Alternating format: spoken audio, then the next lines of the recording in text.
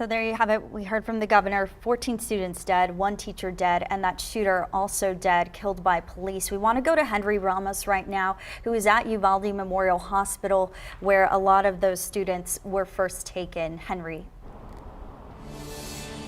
Yeah, Audrey and Deborah, so I've just been talking with people, even through online, and people are reaching out to me. And I do want to read you something that is really tough and really chilling that was just sent to me. This was a text message that was sent to a loved one she's a coach at Robb Elementary. When all of this was unfolding, this is what she sent to her family member. She said, "Someone is shooting at the school.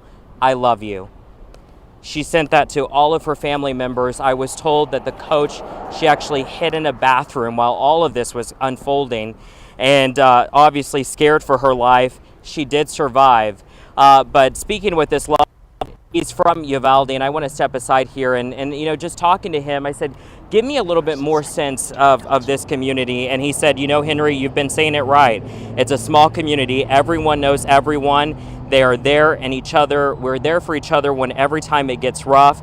He says something of this magnitude isn't supposed to happen in a small farming community. There's nothing that will prepare them from moving on. He said, even though if we leave the area, they remain our roots. It's the essence of who we are. When we venture out in the world, our hearts, thoughts, and prayers are with every single citizen. As you can imagine, that is the sentiment that has been since this unfolded until now, as we continue to receive the word as we did from Governor Abbott, saying 14 children have died. It's just scary, folks. And as Deborah had mentioned, I did speak to a family member probably about 30 minutes ago, telling me that their loved one, a 10-year-old who was a student at Robb Elementary, died here at the hospital. Something I can tell you, and you can see Irissa is pointing up there at the Air Life here of Chopper. I've been seeing them constantly coming in and out here of Uvalde Memorial Hospital. It has been nonstop. We've been seeing family members that have been leaving there, as you can see, pretty somber in their faces, not really saying much. Tears. I will tell you, as a journalist, this is where we cross that fine line. I want to give them respect right now, especially as they're just leaving the hospital, probably receiving news that they did not want to hear. And that's where so many students, as you mentioned, Deborah, being bused here in school buses to receive the critical help that we need.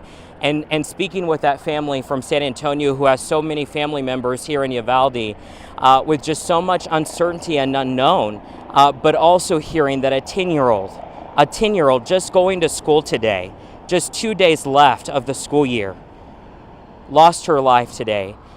That is the harsh reality that so many family members and loved ones and this small, tight-knit community are dealing with. And as I mentioned, just from that text that I received, just chilling. A coach at Robb Elementary, hearing those gunshots, saying, someone is shooting at the school, I love you. That was sent out to all of her family members. As I mentioned, I asked their loved one, is she okay? She hid in the bathroom. She did survive. But those are the stories that we're hearing. Those are the stories that we're going to continue to hear.